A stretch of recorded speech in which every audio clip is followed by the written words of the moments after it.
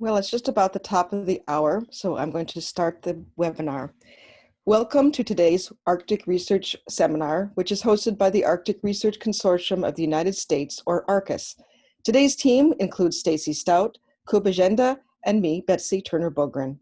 Our seminar, Bridging Arts and Science, will feature Matthew Burtner and Leena Cho, both from the University of Virginia, and Gabrielle Rusamagno from the New York School of Visual Arts.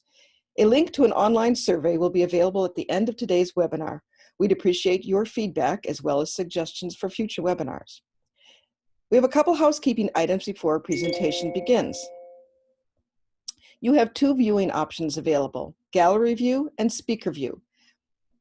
Gallery View allows you to see the webcams of other participants online. Speaker View allows you to view only the presenter's webcam and presentation. To switch between those two views, use the button in the upper right corner, which is indicated by the red arrow. Zoom controls, including chat, can be found by hovering your mouse over the bottom of your Zoom window. Next slide, please. You are invited to chat with other webinar participants at any time. To do that, click the chat icon at the bottom of the screen and select the name of the participants with whom you wish to chat. There is also an option to chat with everyone participating in the webinar. Questions will be addressed during the question and answer session following the three presentations. If you are joining by Zoom, please type your questions into the chat window, chat to everyone, and I will read them aloud during the Q&A. If you are joining by the YouTube live stream, please type your questions into the live chat window. A facilitator will share your questions with me to read aloud. Please note there is a slight delay between the two platforms. If you are joining by phone, you will need to raise your hand by pressing *9 and unmute yourself by pressing *6 to ask your questions aloud. I'll give you a quick reminder of these guidelines before we start the Q&A at the end of the presentations. For any technical problems, please contact Stacy Stout via email. Her address is stacy@arcus.org. That's STACEY@arcus.org. Now, before we begin, we would also like to thank the National Science Foundation Office of Polar Programs for their financial support to ARCUS and this seminar series. Now I'd like to introduce our speakers. Matthew Burtner is an Alaska-born composer, eco-acoustian, and sound artist. He is the Eleanor Shea Chaired Professor of Music at the University of Virginia, where he co-hosts the Coastal Futures Conservatory. He also directs the nonprofit organization Eco-Sono. A 2020 Emmy Award recipient, his eco-acoustic music has been featured by NASA, the BBC, the Obama U.S. State Department, NPR NewsHour, the Humanities Center at the University of Michigan, the American Geophysical Union, and in concerts and exhibitions around the world. Leena Cho is an assistant professor in landscape architecture and co-director of Arctic Design Group at the University of Virginia School of Architecture.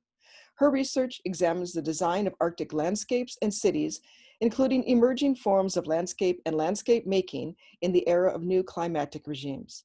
In particular, her work positions uniquely dynamic Arctic landscape material systems as a critical foundation for vibrant socio-ecological and design expressions, while paying close attention to material meanings and design methods developed in specific historical contexts in the Arctic. Gabrielle Rusamagno received her Master's of Fine Arts in Photography from Yale University. She is a photographer and installation artist based in Philadelphia and New York. Exhibiting internationally since 1985, her artwork is included in many permanent collections, including the University of Pennsylvania Hospital, Smith College, University of New Mexico Museum of Art, Yale University Beinecke Library, the Bibliothèque Nationale in Paris, and the Museum of Modern Art in New York. She is on the Bachelor of Arts Fine Arts Photography faculty at the School of Visual Arts in New York. Today, our presenters will be discussing how their work spans science and the arts through media such as music, landscape architecture, and visual arts. Please help me in welcoming our speakers. Matthew Burtner, at this point, I'll turn it over to you. Okay, hello everybody. Let me share my screen and we'll get started. So, yeah, I'd like to say thanks to, on behalf of all the presenters, thanks to ARCUS for organizing this workshop on bridging art and science. We're really grateful to have this kind of a discourse with the scientific community, particularly with the Arctic. scientists. Leena, Gabrielle, and I were all part of an interdisciplinary 3-day symposium called Bridging Science, Art, and Community in the New Arctic. And this happened in September of 2019 at the University of Virginia. It was supported by the NSF. This symposium leveraged convergent research practices, notably featuring scientific and artistic presentations of new work, and alongside presentations from Arctic youth leaders from Alaska who were also in attendance at this symposium. And our hope is that bridging science, art, and culture can address the complexity and the magnitude of issues that many Arctic communities face, and indeed that the world faces, especially those that are related to climate change, urbanization, economic and cultural transformation. These are issues that, in spite of our best efforts in each individual field, no single discipline can solve them alone. And so we're incredibly excited to imagine ways that art and science can bridge to address these large issues, and encouraged by the notion that science can help our artwork become more relevant in the world, and at the same time art can help science be more communicative. So I would like to I'll get started with my presentation without further ado, but welcome everybody, and thank you again, Arcus, for organizing this workshop. I'd like to start off with a piece called Ice Cycle, and this is a work for dance and video and music. And it begins with the dancer unfurling this narrow screen onto which is projected the video of melting ice, and we hear that in the soundtrack as well. Each of the disciplines, the video, the dance, and the music, are all working to model and the behavior of this system in different ways. The music is crystallizing as the video and the dance are accelerating.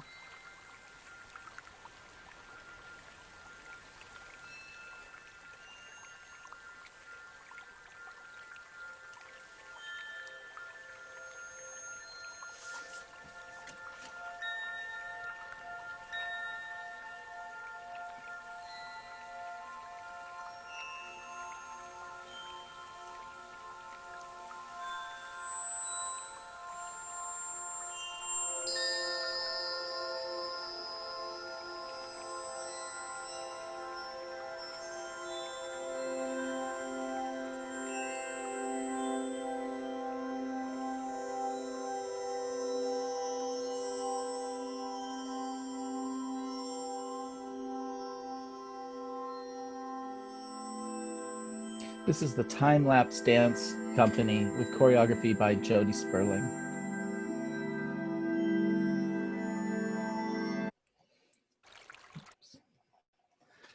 So the music behind this dance work I describe as eco-acoustic music, and the methodology involves 3 approaches that are working together, and you'll hear them in the 2 examples that follow this. So the first is field recording, which is recording vibrations through elastic media such as the air and water and ice and earth. The second is sonification, which allows us to convert data into sound, data that otherwise wouldn't be sounding, expressed as vibration energy, but may be important to understanding a system. And the third is live interaction with natural materials that explores human-nature interaction. It's something that is very special to music, the performance of instruments, but in this case, we substitute traditional musical instruments for natural materials and explore human nature dynamics. So, for example, in a piece like Ice Prints from 2009, a 3-channel field recording under the Arctic ice provides one set of data, and a sonification of Arctic sea ice extent over 40 years is another type of data that the piece brings together. The ice deformation changes are projected through a filter that is with a filter coefficient set by the Arctic sea ice extent change by the data. And all of this is mapped into piano music. So the piano pitch and the register derived from the ice extent, and the actual notes of the piano coming from the sounds under the sea ice. This is a sonogram of the kind of data that's coming off of the ice. And here is a graph that shows the 40 years of ice extent mapped into piano music.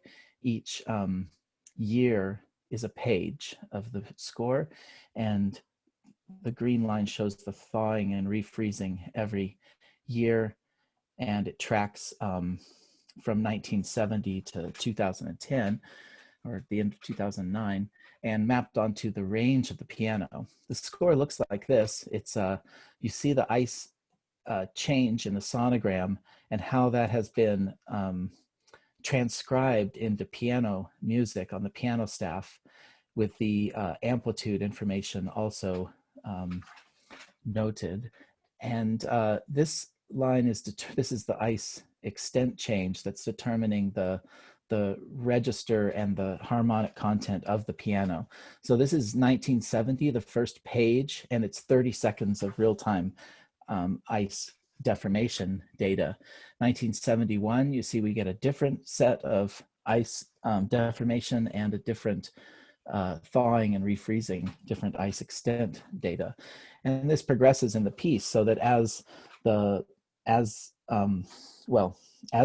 ice recedes and becomes less every winter, we move lower and lower on the piano register.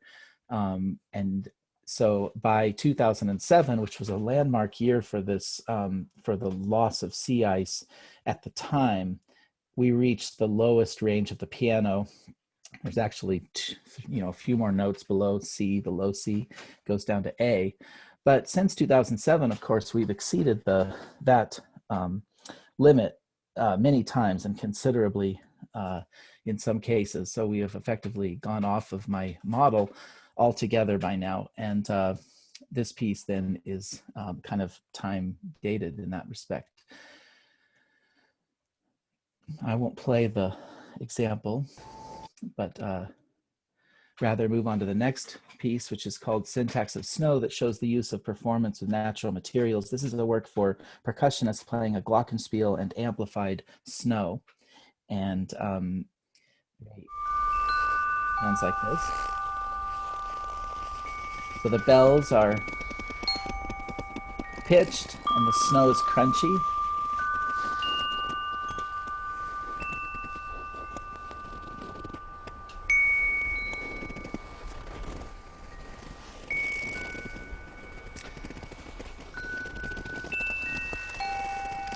The piece uses couples the notes on the glockenspiel with specific gestures in the snow, so that the note C always accompanies lightly touching the snow. The note E always accompanies fingers tapping. And in this way, it develops a syntax of snow that goes along with the music. In the score, you see the notes of the glockenspiel performed with the right hand and coupled with the snow gesture. And so the piece progresses like that.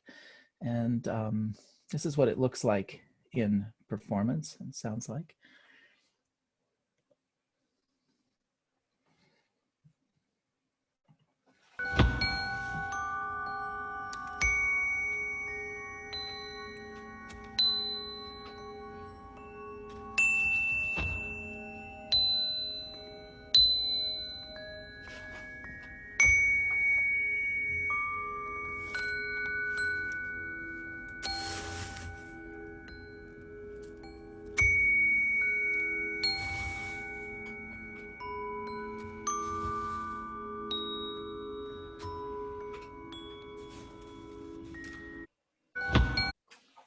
on repeat listening, you learn to hear the patterns of the snow. And the instrument's interesting also because while the glockenspiel stays fixed, the snow, of course, is always changing because of the climate of the concert hall or the manipulations of the musician.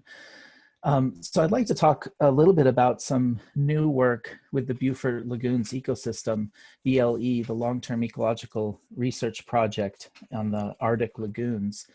And this work, I've been working with the scientists who are studying these lagoons, and I had the opportunity to be on site in the field with them, both to learn about the ways that they're sonifying data so that I could create sonifications of the data, and also to do my own experiments with recording sound. This is the configuration. This was done in spring, early spring, so it's very the ice is still quite thick, and effectively it's pre-breakup. So the project involves listening to a vertical slice of the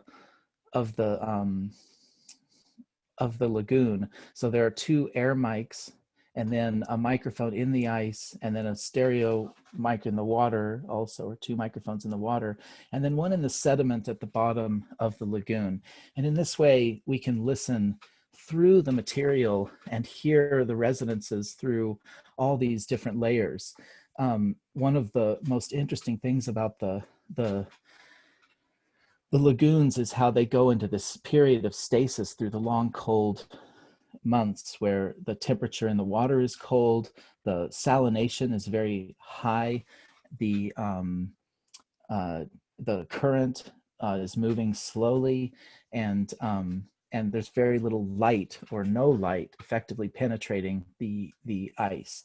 And then suddenly in the summer, it just all explodes. So this is how that sounds in the winter.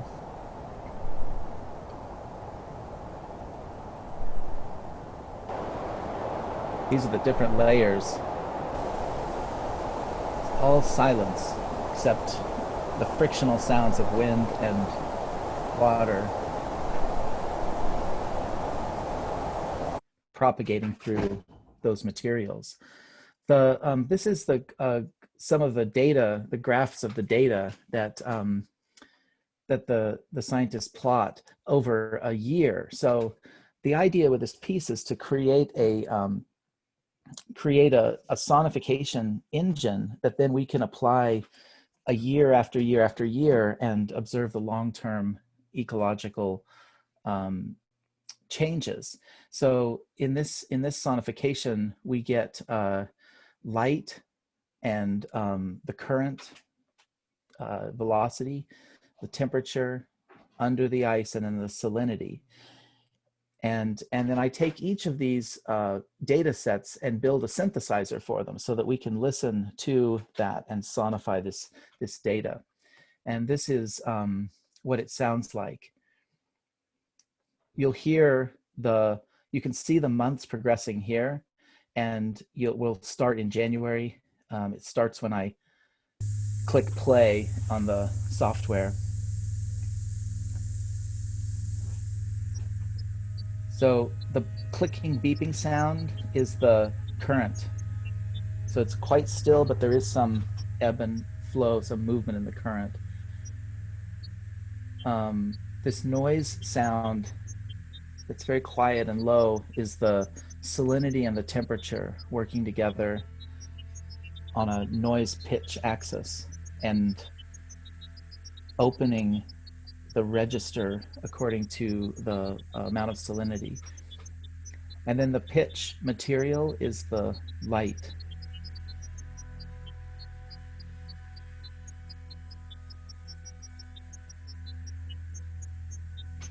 There's a note at every beginning of every month.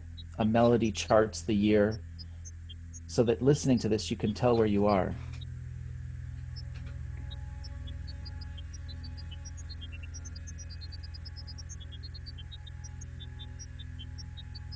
even if you don't have the calendar in front of you, you should be able to hear where you are in the sonification.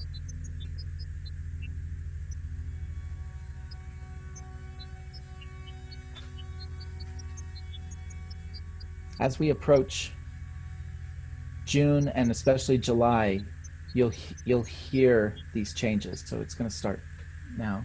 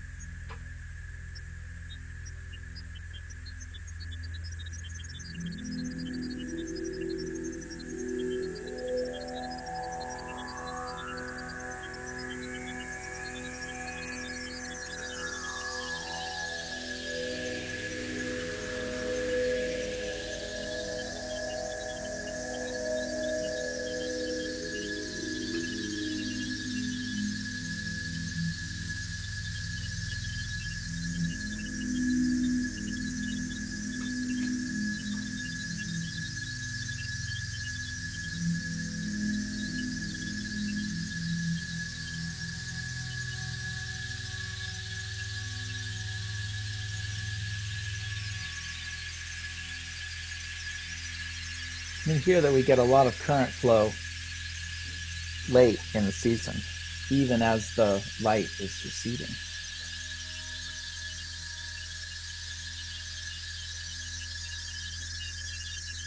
Well, you can hear a lot of things in this data.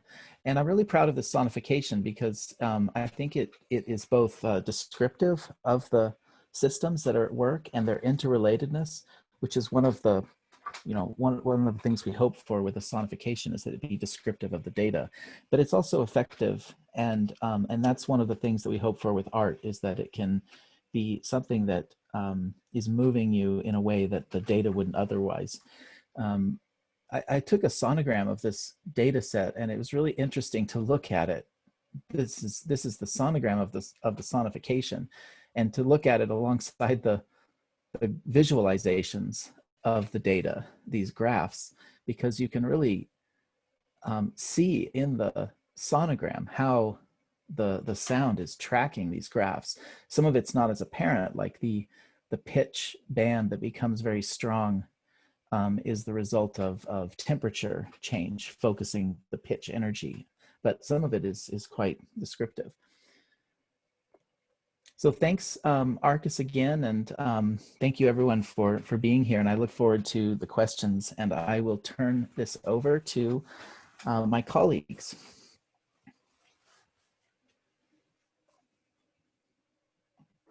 Okay, now I will share my screen.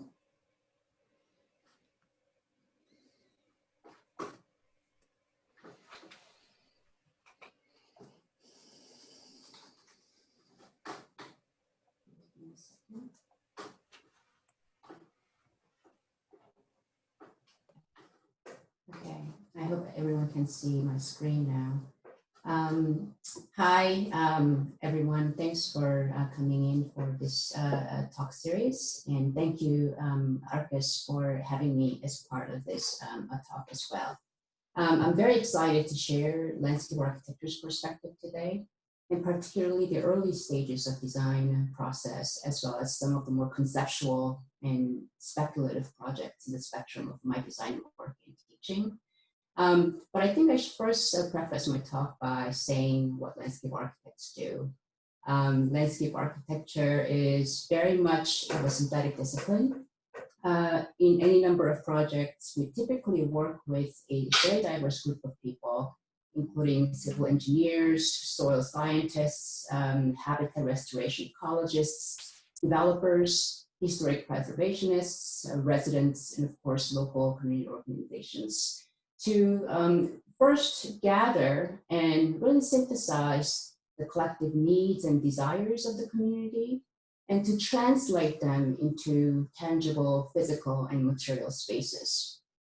And this, of course, includes gardens, parks, streets, and plazas, but also post-industrial landscapes and remediation, coastal infrastructure, and landscape planning of food systems, as well as climate change-induced migration of towns and cities. And at the core of this, exploring how landscape systems work and behave, and also what landscape means and could be, both biophysically, but also culturally, are fundamental to the landscape design and design research process.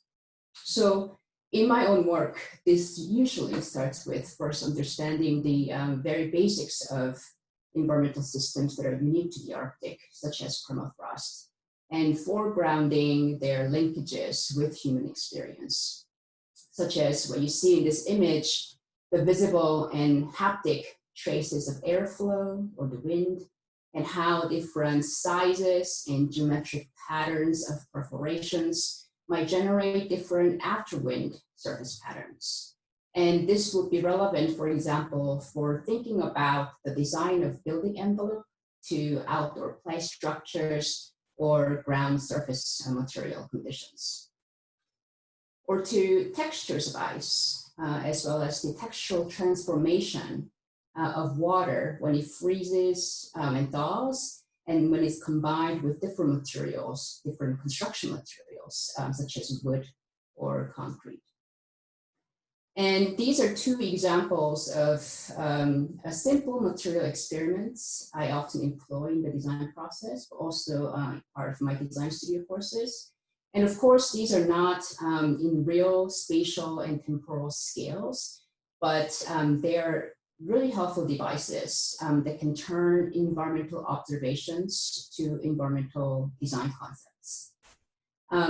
Likewise, my work often explores this transitional stage where a landscape as ideas becomes lived and material realities, and how varied landscape epistemologies produce different spatial cognitions and organizations. So what you see in this slide is one of the Arctic Portals installations that Arctic Design Group did last year at the Anchorage Museum. And then the idea was to manufacture a cold whiteout conditions inside a box. You can see the box frame in this image. Inside the box, which played the everyday sounds from local radio stations across northern Alaska. And once you're in this box, the visibility is limited, horizon disappears, time slows down, and there is no perspective or contour. And you get instead transported to, hopefully, the stories of small communities and people's voices that really texture the Arctic's cultural landscape. In the same series, same project, another portal had exposed and casted, these are made, ice cores on the ceiling as well as on one of the walls inside the box. Ice cores are really the material archive of climate science, and Shannon Mattern, who is an anthropologist and writer, once described ice cores as the charismatic megaterra of geoarchives. And for this one, though, we wanted to highlight not just the geo, but also the geosocial, by projecting onto the cores a series of short films about Arctic Alaskan communities. And in fact, it's a geosocial repository that you can participate in. You can sit inside the box and watch the film, or watch the light and or images of people, animals, houses, and lichens getting reflected off of and blending into the ice cores, ice and people. These conceptual projects all stem from the elements of Arctic environmental sciences, and also very often cold regions engineering strategies. And because design is almost always propositional at the intersection between physical and cultural systems, it ultimately aims to bridge the two. Most recently, just after the symposium that Matthew mentioned earlier that happened at UVA, I co-taught a design studio themed on Arctic ground, which aimed to hybridize various components of scientific, engineering, and indigenous landscape practices as a design method for making landscapes, in this case, particularly the ground in Utqiagvik, Alaska. Understanding, but also going beyond the physics of ground, for example, was really important in the design process, because that's when socialities, subjectivities, material cultures, intangible heritage, and cultural practices, as environmental anthropologists Jessica O'Reilly and Juan Salazar might have described, can emerge from it, and to elucidate how the ground has historically been animated and intertwined with life. So this set of ground descriptors or concepts, these also can be translated into design concepts, really begin to get at that. And then permafrost ground is subsiding, thawing, and vulnerable, and science tells us that, and engineering tries to fix it. But it is also extremely vibrant, lively, and generative, such as here, with all of those tiny tundra plants, berries for food, roots underground, despite the centuries-old perception of frozen material states as inert or empty, one might consider. Ground is also imprinted and indexed. The materials on and above the ground surface further reconfigure the thermal relationships between the active layer and permafrost, not only by the presence of heat-producing structures or atmospheric interactions, but also by the ephemeral yet lasting, almost everyday moving imprints of vehicles and equipment that repeatedly reshape the ground.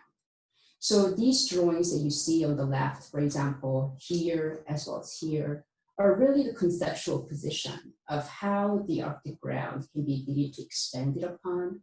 And of course, it's about permafrost, an active layer, but it's also about the place and the culture and the technological ingenuity that indigenous communities have developed over centuries and centuries. And lastly, permafrost as geo as well as biosocial strata is where various things across Earth time, including ancient microbes, hydrocarbons, roots, toxins, scientific probes, as well as building and infrastructural foundations have been accumulated, separated, and reconstituted. And all of these biological, chemical, geological, human, and machine dimensions that impact the permafrost landscape are essential and I think are underused design media for landscape architecture in the Arctic. It can lead to very meaningful sociological design principles through and by choreographing these different movements, parts, and spaces all together.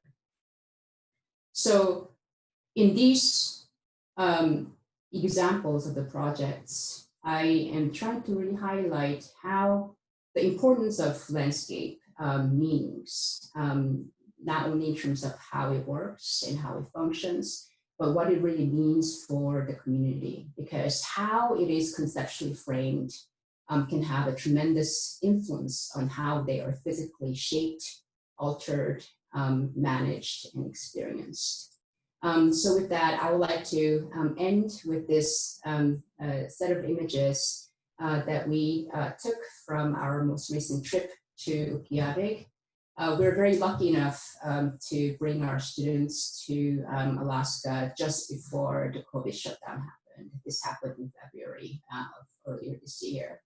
And in addition to, of course, the science and engineering, such as, for example, visiting the permafrost tunnel in Fox, Alaska, to the Cold Climate Housing Research Center in Fairbanks, who were really at the forefront of designing the new sustainable prototypes for both buildings and landscape in the Arctic, to seeing the ground underneath the buildings and how these underutilized spaces can be reimagined and restructured even to really expand our and people's relationship to the ground that has so many different meanings. And all of these are really truly informed by the people that a lot of the designers meet with and interact with in communities, And we're very thankful, for the North Slope Borough Planning Department,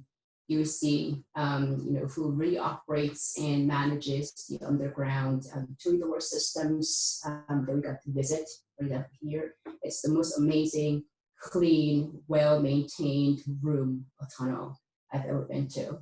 Going out to the landscape and seeing Evan, who was one of the youth ambassadors who came to our symposium UVA, and meeting us at his home ground and showing us how he finds the reindeer, the caribou, and showing us what they eat and how he photographed them. So thank you so much, and I will now hand it over to Gabrielle.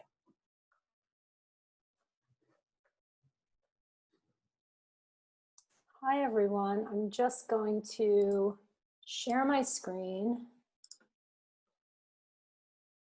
Thank you, Arcus, for having me here today. Thank you, Matt and Leena, and also Howard Epstein, who was part of the conference team, for inviting me into this incredible collaboration. So I'm a traditional photographer, fine art photographer by training, and spent many years at the start of my career photographing the cultural signposts of American life. And then around 2007, I founded a collaborative of sculptors and musicians and myself as a photographer and technologists to work on site-specific immersive installations that allow us to talk about social and political themes in a way that straight photography couldn't do as fully. So that's what led me to the work that I'll be showing you today.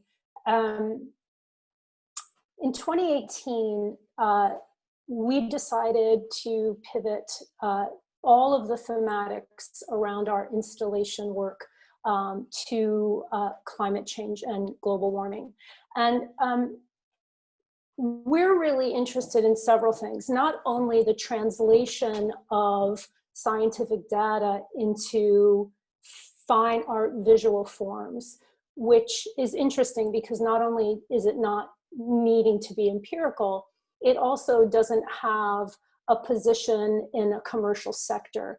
That is to say, art is generally made for art's sake, for viewing, for enjoying. And in our minds, to create those moments of awe that sit outside of our daily lives and certainly sit outside of political discourse. And there's some pretty interesting research around why art and music similarly create a kind of openness. It has to do with the fact that when you're appreciating something of aesthetics, it does kind of help your biases retreat and contribute to a sort of open-mindedness. And it was that sort of brain science that encouraged us even further and gave us a sense of responsibility. Myself and Yvonne Love, who's my collaborative partner, I'm sorry, I should have said that a little sooner, into doing this sort of work as a way to maybe open hearts and minds to the imperative of the imperative for us to change our behaviors related to a hastening, warming world. So A Quick and Tragic Thaw is a suite of 5 installations that are related to different kinds of research, much of it done by Howard Epstein and his collaborators. The first one I'm going to show you is,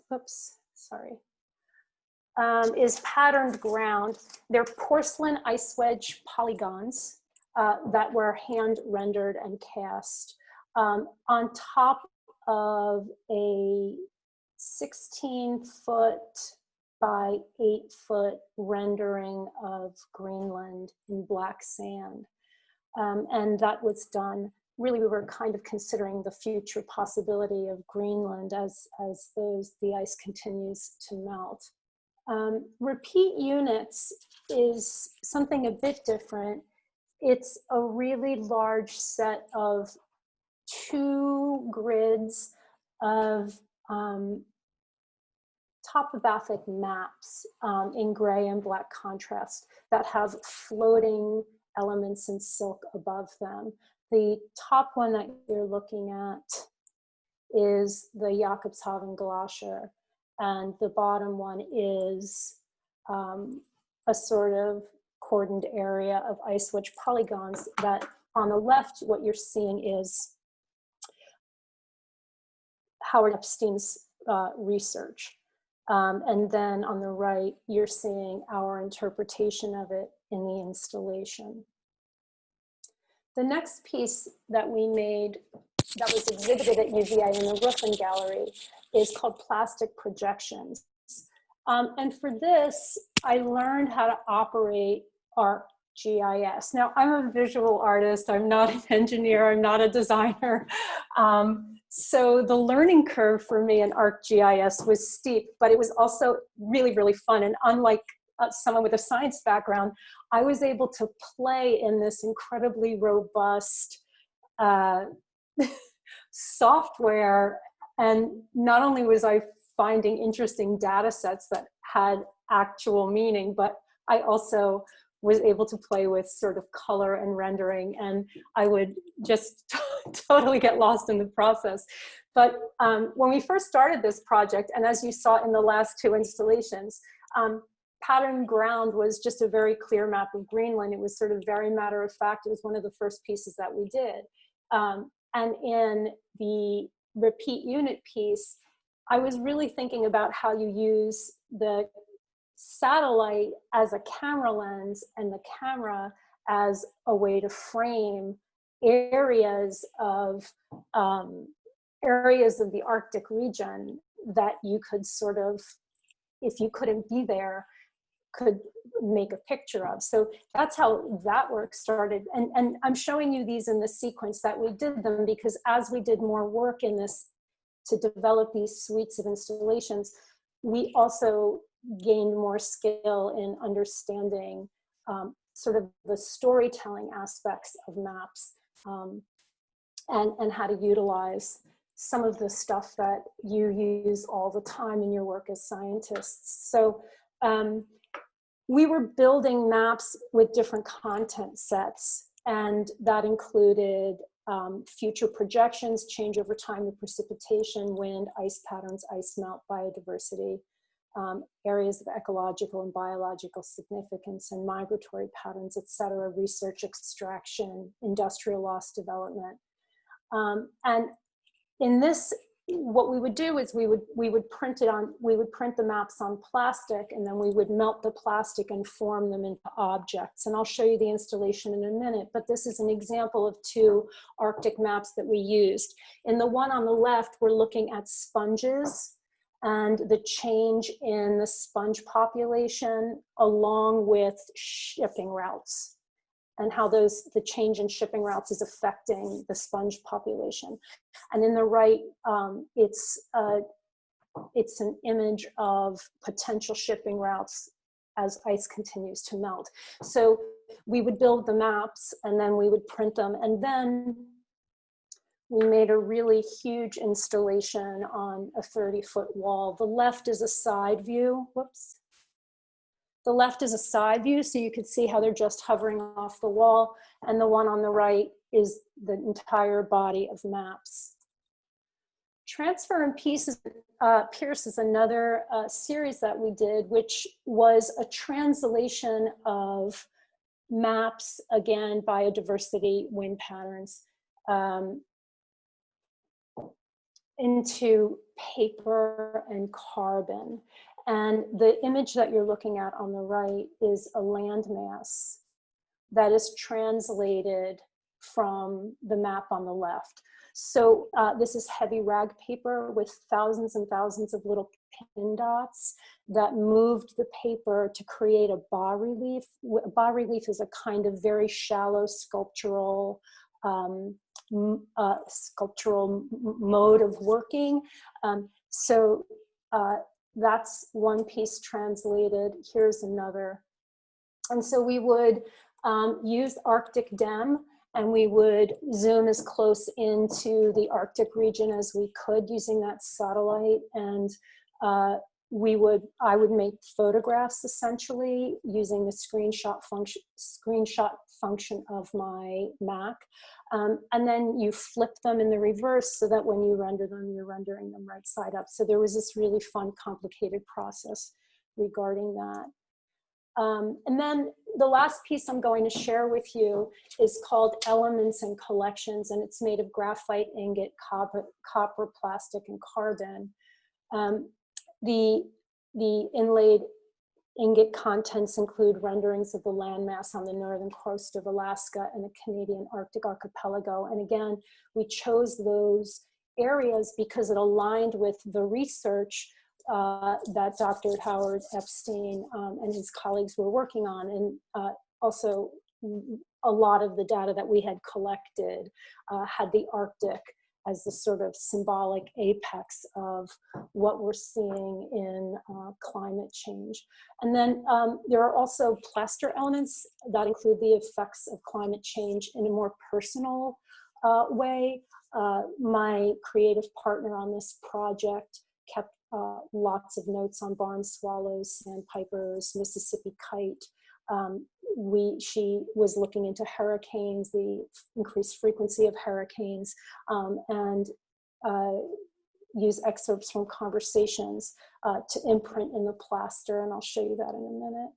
So this is an example of an Arctic dam image that I made, and then hand carving of an element into a block of graphite and then inlaying it with copper wire, which is heavily mined in the Arctic region. So all of the materials that we used for this project, we tried to relate back to the place that they're hoping to sort of manifest an aesthetic rendering of, but also we chose them because we like the materials and they were able to be used. You know, not everything can be laid into a carbon ingot, a graphite ingot, because it's a super soft fabric, material rather. And so here's another sort of translation. And I know I'm coming up on my time, so I think this is my last slide. I wanted you to see the installation of the piece on the left because it actually spells out in Morse code SOS, which is a really subtle piece of the content that is kind of hidden in the installation. And the image on the right, you can see are these bell jars that were filled with plaster, and right before they were fully hardened using letter stamps. We went in and stamped each plaster model with the relevant information. So those 5 pieces were really related very specifically to the Arctic region, and we are now, I'm having the hardest time continuing here. My computer seems to be frozen. I think this is my last slide. What we're working on now is a collaboration that is looking at how you live with worlds as they end. That's the title of it. And we're working with some authors as well. And there is information on the last slide that you will be sent, and you can find out how that project evolves if you're interested in seeing the work more, and if you wanted to reach out to me. I'm going to stop sharing because I'm at my 10 minutes, and I think someone else will probably take over the screen, or maybe they won't. Maybe Arcus won't take over the screen.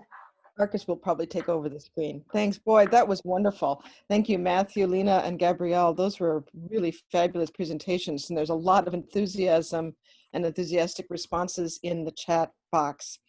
I want to encourage people to ask some questions. We'll now begin that question and answer session. And just a quick reminder that if you're joining by Zoom, please type your question into the chat window at any time. I'll read those aloud. If you're joining by YouTube live stream, please type your questions into the live chat window, and a facilitator will share your questions with me to read aloud. If you're joining by phone, you will need to raise your hand by pressing *9 and unmute yourself by pressing *6 to ask your questions. If needed, the presenters have offered to continue at the top of the hour. And as Gabrielle just mentioned, we will have the slides and presentation archived on the website for people to take a look at. The first question we have is, how does climate change in the Arctic inform your work? And I believe that that's for all three. So maybe Matthew, you could start off with a response there. Sure. So, you know, I grew up in Alaska. I was born and raised in Alaska, and I was studying music in college at a time, like a really precarious time for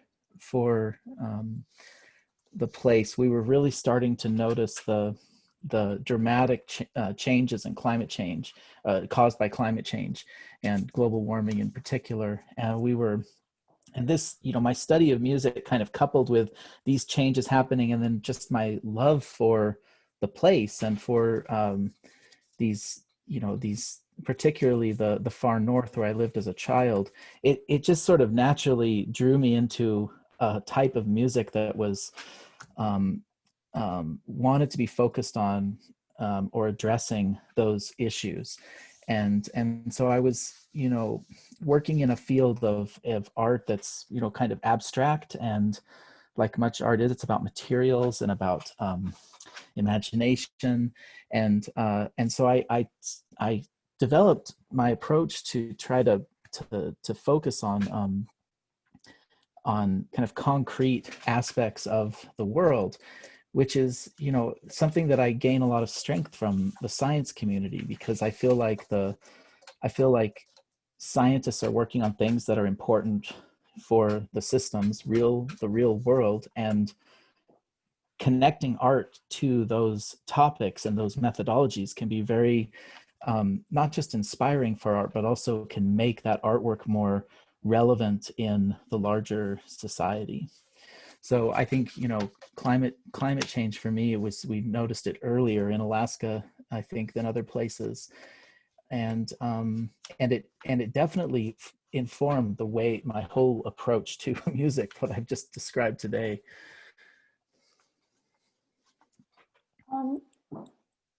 I mean, I'll jump in only to just add that I kind of feel like it's the only subject that's so relevant and pressing that really demands our attention. And as Matthew said, we've seen the change in the Arctic because of global warming. We've seen it so readily there. I have a different interest in the Arctic. It does come from research, of course, and many conversations with friends who do research in that place. But, you know, I'm from the Northeast. I'm extremely urban. The Arctic region has like a mythical, it's kind of almost a mythical presence for me. And I had a real emotional connection to it. And for me, that's where the inspiration for the work came from. And then Leena, if you have anything to add. Yeah, I'll add to what Matthew and Gabrielle have said. I think for me, as a designer and landscape architect, the issues of materials and material worlds changing so rapidly in the age of climate change is not only alarming, but also being an optimist, I think there are more opportunities there to really think about what the future landscapes could be. So for example, for many people, especially those who are from outside the Arctic is still much of a geographic periphery. But now I think it's undoubtedly a climatological center of the Earth. The Arctic is the center of the Earth. And this means that the Arctic, which is really at the forefront of climate change impacts, really brings to engender emerging in new forms of place and placemaking Just like how Matthew's sampling of emerging sounds in the Arctic begin to really inform something about the landscape and in this, strange and new norms of the climate. So for me, thinking about the design, because design is not only a reflective kind of practice, and also not only kind of a collective practice, but it's also by nature a very projective and kind of future-oriented practice. So if we were to, and so for me, what kinds of new collaborations, for instance, between scientists and artists, are occurring, that Arctic can set a good example for other parts of the world.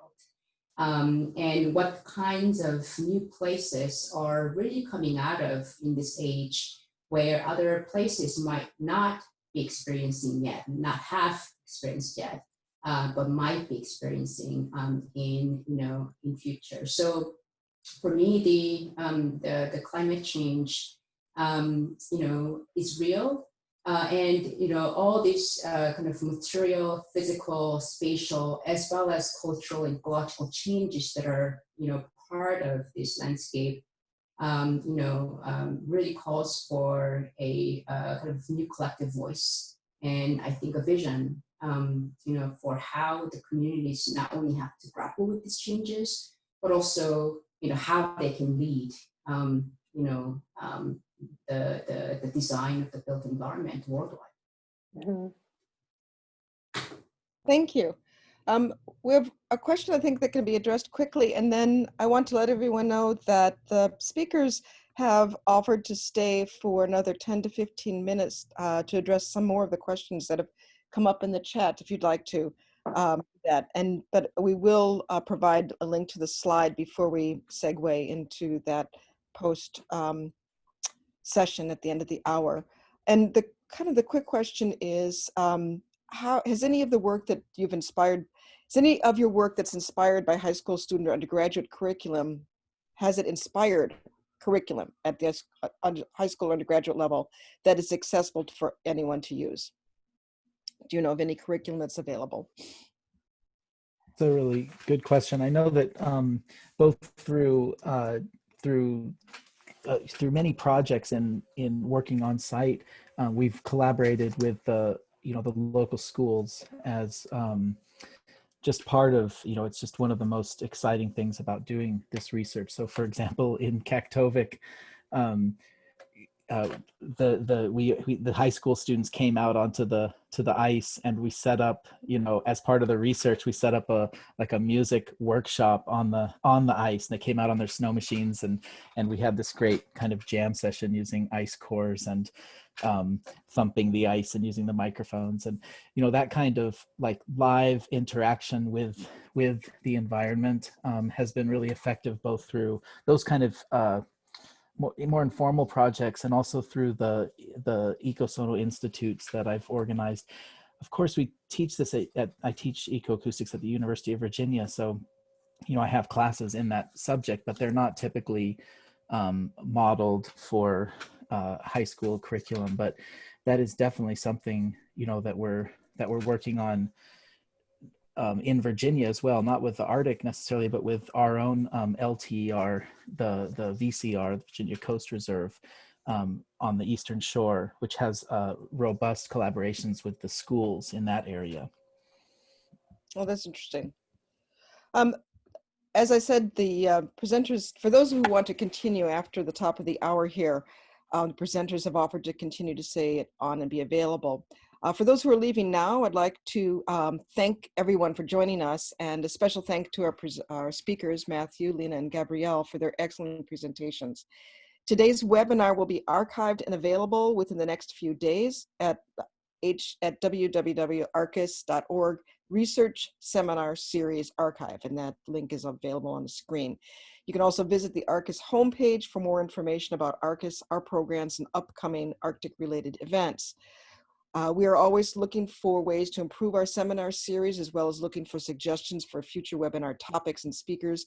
Please take a moment to complete our short survey. A link to that is now available online and will be sent with the follow-up email later on this week. So if you're leaving us now, again, thank you very much for joining us. For those of you that are staying, we will continue our conversation, and we'll close this down within 10 or 15 minutes. So the next question I think that we'd like to address is, this person asks, I would like to ask how you navigate the issues of how you travel to these places, as in flying, and how that might contribute to climate change, which you are so powerfully addressing in your work. And this is asked because the questioner says he struggles with his, in his own work.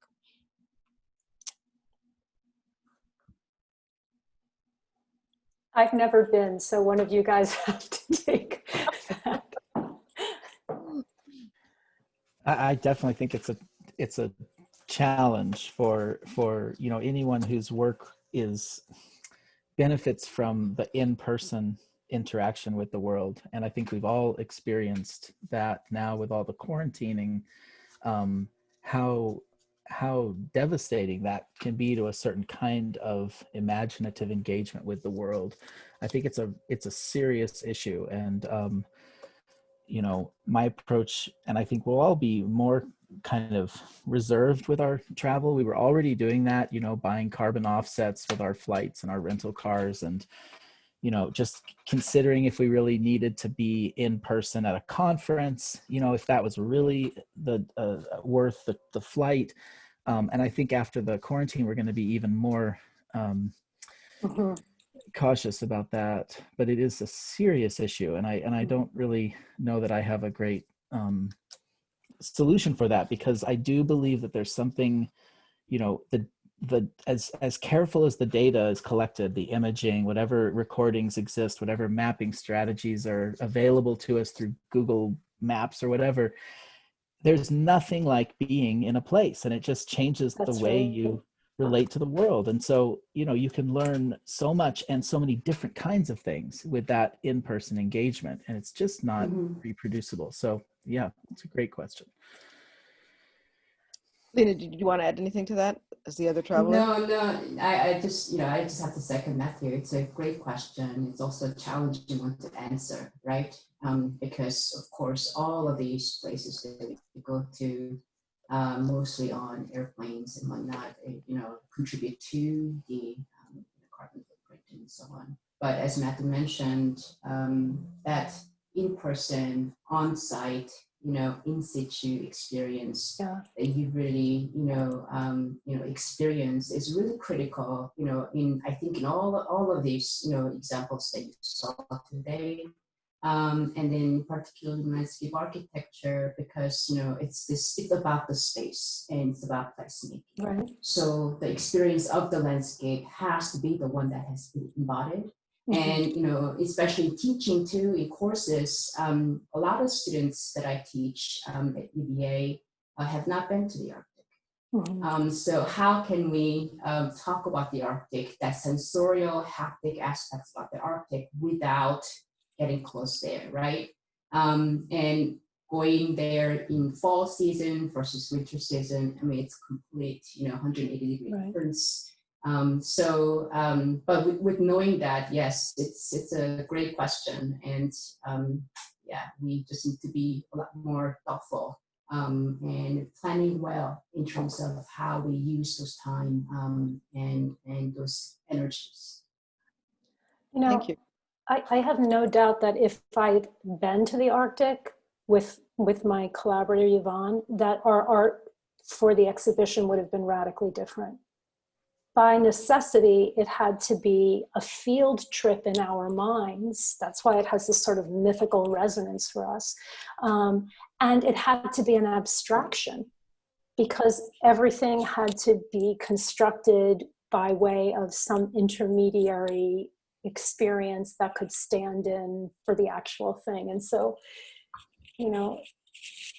I think getting feet on the ground where you're doing your work, if you can do it in a gentle way, is probably critical always, all the more so in both of your work. But I would have loved the opportunity to be there. Thank you. The next question is for everyone, that how do you find hope for future when working with such an overwhelming issue of climate change, and how do your creations help with that?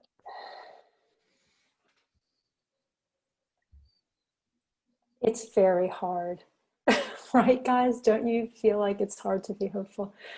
I think the act of making something is always the act of hope. And I do think that people who are artists, I think we are open, hopeful sorts of people. You almost have to be to engage in that practice. And so it does try me always, but somehow doing work that you think could actually help people change behaviors is a way to mitigate the despair. Yeah, I think for me, I tend to think about the meanings of climate a lot. There is climate change, but what is climate to me and also to other people, whether it's individually or collectively. So, I think it's more of a kind of self-reflective question. How should I, for example, or us as landscape designers should make meanings out of the climate when that is changing so rapidly with a very visible physical material consequences. And I think in the act of identifying and really clarifying these meanings, you find ways to work with it while still advocating for and coming up with creative solutions to address those. So for me, it's both thinking about the climate change, but also setting aside the change a little bit, and then thinking about the climate equally. Has been my own kind of, I guess, method in terms of coping with these challenges. Thank you. A related question, I think. Follow-up says it's 3 parts, but can you talk more about how you're able to get to the Arctic?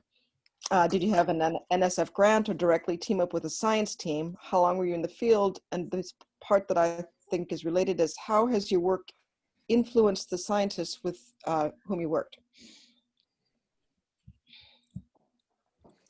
That question about influence the sciences is probably something we need to do in a different context. I mean, I think it would be a really interesting subject for a discussion with teams of transdisciplinary teams, science and art. I mean, we sort of think of convergent research more than interdisciplinary research. I think that's been a more effective way of thinking about it, because it's very it's challenging enough just to kind of open up the space to different disciplines. It's much harder to get those disciplines to actually create a product that could be beneficial to both fields. And so, with convergent research, you can kind of maybe parallel methodology and work together and share, but the outcomes will be different, and they don't have to be necessarily dependent on the other. But I think that there are examples of art contributing to science, and there are many examples of science contributing to art. And so I think that this would be a really fascinating topic for a different symposium, one that the artists may not be quite fully able to articulate, because we are working on our pieces, so we can tell you all about how science influences us. Right. But I do think that there's a way that scientists and artists have a similar kind of curiosity. And we just have a different tool set in terms of understanding what we're looking at, and then the product that comes out of that thinking, that knowledge creation. So I've always had more in common with scientists and have been able to speak across disciplines more so than with people trained in any other field. So I agree with you, Matt. I think there's a lot of potential there, just so long as no one asks me to sort an Excel spreadsheet. I'm willing to do just about anything. Oh yeah, don't talk to me about sorting Excel spreadsheets. I'm like, what is this thing even trying to tell me? Bonsall. She's not here anymore, I don't think. So the next is specific to Leena, and it says that's an amazing design approach that you have. What could be a practical design or architectural use of the Arctic images that you have? Yeah, thanks for asking the question. I intentionally shared, as I mentioned, more of a conceptual work today, but a lot of the similar thinking and design process, especially experimenting with and understanding the material systems of the environment, starting from the science as well as engineering, and then to making that into a propositional kind of realm. So, some, examples could be that, in the Arctic, all the buildings are raised because of the permafrost, and then the heat that could be generated from the buildings, right? And that underground, that under the building space is, very much underutilized. What would it be like if you're to walk on any street or road in Arctic towns where the buildings meet right at your eye level, or it's raised higher up so that things can grow there a little better. There's more sunlight coming through, right? So I think, it can be translated into a different spatial components in the Arctic cities and towns, where the relationship between, for example, the ground and life can be better facilitated or better coupled. Another kind of more pragmatic example could be fire remediation. There are a lot of really contaminated, polluted kind of spaces in Arctic cities because of the military kind of legacy, industrial legacy, and so on. And engineers are working on that. For example, CREL, Coal Regions Research Engineering Lab, they do have some projects about fire remediation in Upiyavik. But then what if, for example, that process of remediating the landscape can be coupled with the community in terms of educational opportunities, in terms of gardening, and then taking care of the ground and soil. It could be an amazing educational and design opportunities for the community, if we can also create the outcomes that could come out of the remediated process. So yeah, those would be some of the examples. Thank you. Another question I believe would be for the three of you is, the Arctic has often been perceived as empty. How important is it to include making art that reveals the life that it holds?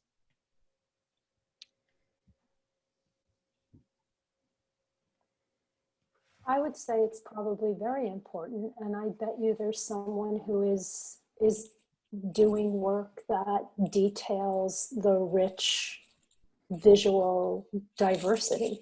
The interesting thing about artists is you can send 10 visual artists, you can send 10 of us to the same 10-meter square, and we will all see something different, and we will all render it differently, and we will all use different materials. And so I'm happy, whoever asked that question, I'm happy to do some research and find out some of the artists that work in that area, because I suspect it's being done. Thank you. Matthew or Leena, do you want to respond to that? I guess yeah, that's a good question, actually.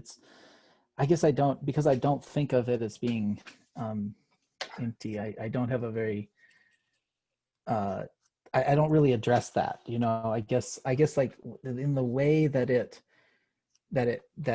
the landscape affords an openness, and a malleability with the surfaces, I find that inspiring and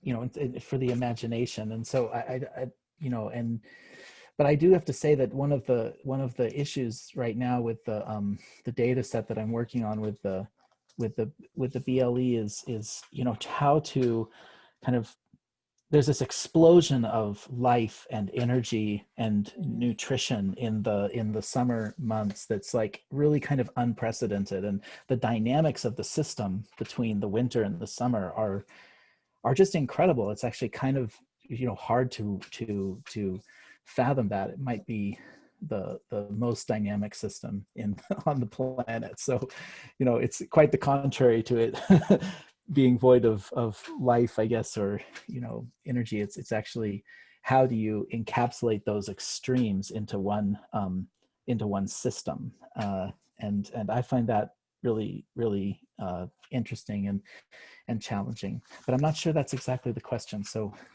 I don't want to pursue that further. I think that was close to the question. Yeah. Okay. Yeah. It is now a little bit after 15 minutes after the hour, and there's been really rich discussion, and I so much appreciate the three of you staying on and the engagement from all of our participants asking great questions. I'll make the questions available to all three of you presenters so that you can follow up if you have time and interest.